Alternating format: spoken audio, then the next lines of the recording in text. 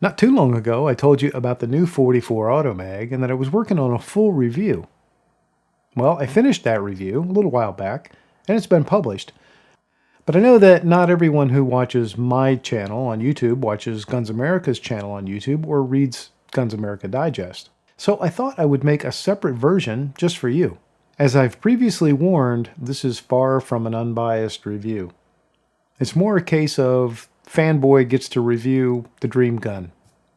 The reason for this, in part, is because of the cultural status and significance of the gun, and the fact that I have studied its history and I own two of the original, of which only 3,000 were made. So if you appreciate the AutoMag, or just classy old things, and you've ever said, man, I wish somebody would make that again, about anything, pour a fresh mug or glass of whatever you like best in your mug or glass, sit back, and I'll try to make the next several minutes worth your time. As you may know, the 44 AutoMag really came into the collective consciousness of popular culture when it was prominently featured in Sudden Impact, the 1983 movie in the Dirty Harry series. It had already enjoyed some cult followers from the Mac Bolan books, but Clint really made it mainstream. But in 1983, the AutoMag was out of production, and if you wanted one, it was going to have to be found on the used market. As a result, the prices for those skyrocketed, and there were only 3,000 of the original guns made in Pasadena, California. And while alternative versions of the AutoMag were made by subsequent versions of Harry Sanford's company, it's that first run in Pasadena that most people, including me, consider to be the authentic and legendary AutoMag. A few years ago, I learned that the AutoMag legacy had been acquired with all assets and licensing, and a new company, AutoMag Limited, had been formed, with the intention of resurrecting the AutoMag and making this iconic gun once again something you could buy brand new. To say that I was interested would be a huge understatement. As a bit of a collector with two of the original Pasadena guns and a gun writer, I immediately started scheming to get my hands on one for a review just as soon as there was something that hands could touch. This soon led me to meet Patrick Henry III, the owner of AutoMag Limited, or at least meet him over the phone. And over the past 3 years, I've been in closer contact with Patrick than I have with some of my family members, with many hours of conversations and countless texted messages and photos of progress. I almost feel like I was involved in making this gun.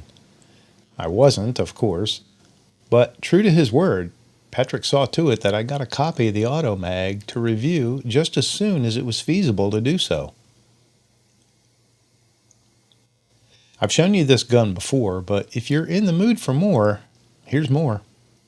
The 44 AMP cartridge, which stands for AutoMag Pistol, was designed to put the power of the 44 Remington Magnum into a semi-automatic pistol. Back in the late 60s, this was an extreme innovation.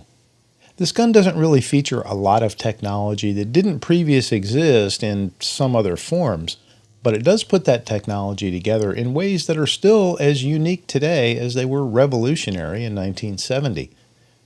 Using a rotating bolt, 2 guide rods and recoil springs, and a hefty and solid stainless steel construction, it was designed to look something like maybe what Marvin the Martian might carry, if he wasn't so puny.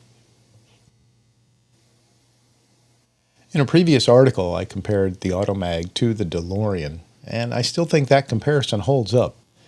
Both are constructed of stainless steel. Both were revolutionary designs that were ahead of their time. Both captivated the public's attention in one way or another, and for one reason or another. Both had very limited runs due to poor management of the companies that made them. And finally, both were posthumously immortalized in a major movie. My purpose for that comparison, aside from just showing off my insanely clever skill of observation, was to put some context around the target market for this gun.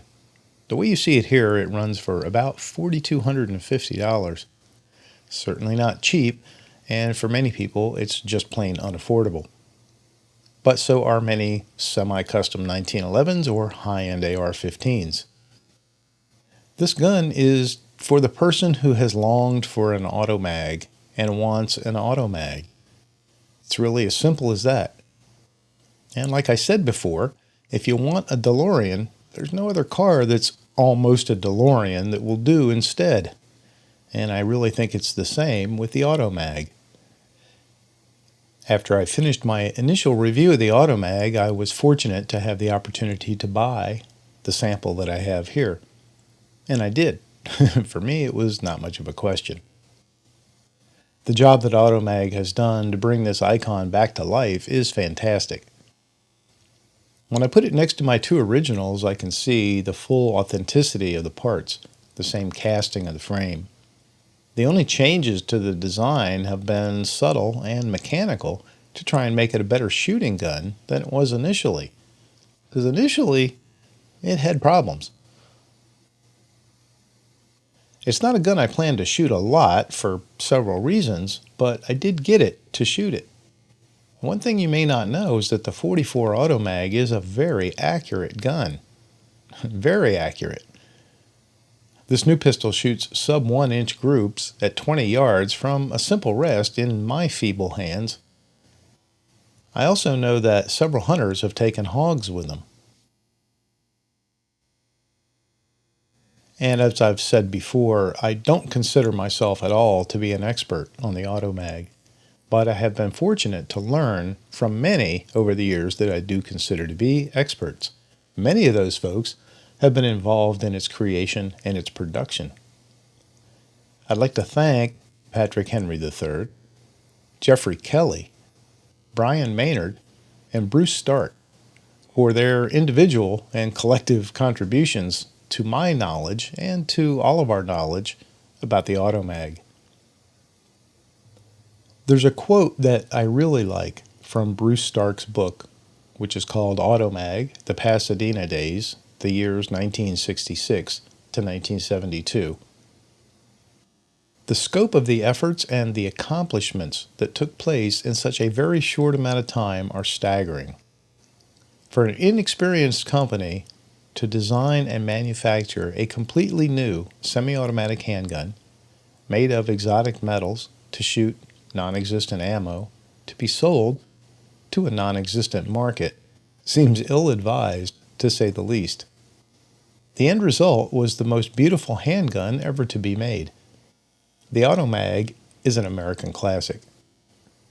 There may be some subjectivity in that statement, and some opinion, of course, but I tend to agree with it. It's a very good book, and I can't recommend it highly enough to anyone who's interested in the AutoMag. And I think if you are a collector, an owner of an AutoMag, you have to have it. And luckily, Bruce Stark's book is still available, and I will put down below in the description of this video contact information where you can reach out and contact Mr. Stark to get a copy of the book. And I believe the price is around $45.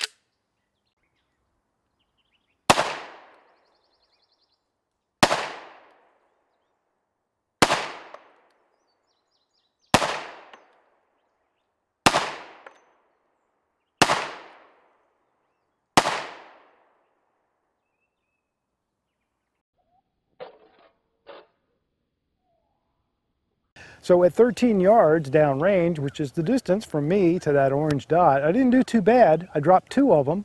So the 2 that I dropped low in that first 5 rounds are probably due to me flinching a little bit, because this is the kind of gun that will induce flinching. All right, I'm going to try 5 more, see if I can man up a little bit here. Keep me in the orange.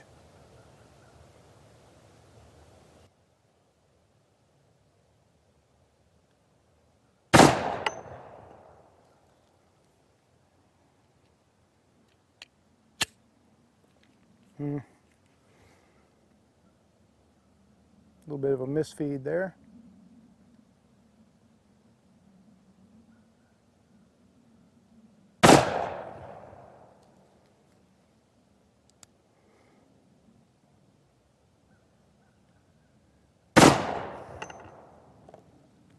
And again.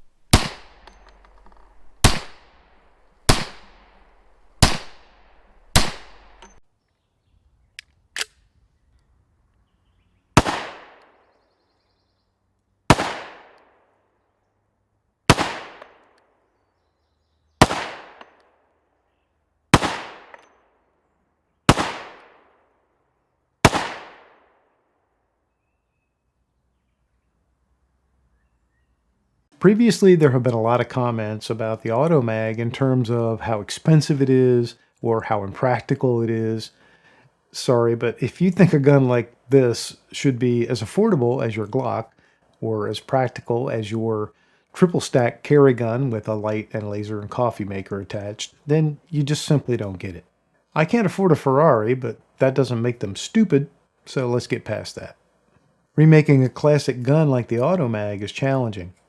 You have to stay true to the original design and function, or else it's just a new gun that looks like an old one. But you may also want to improve, where you can, on how the gun was made, which is what AutoMag in South Carolina is doing. And I think they're doing a great job, and I'm glad to see that this iconic gun is rising from the ashes. I can't provide a link to a gun company for you, YouTube policy, but a simple search for AutoMag or AutoMag Limited should get you to their website if you're interested in more information. I certainly do wish them much success, and I hope that if you're longing for one of these classics, that you're able to make that dream come true. After all, it is an American classic, as Bruce Stark said. And besides, the owner of the company is Patrick Henry III. Give me AutoMag or give me death. What could possibly be more American than that? And oh, by the way, in the category of things you can't unsee, what other gun in the world has E.T.'s face on it? E.T. phone home. Thanks for watching. Please smush the like button. And if you don't subscribe, please do that too. You can also find the Just an Opinion channel on Facebook, Instagram, Patreon, and soon on Subscribestar. Have an awesome day.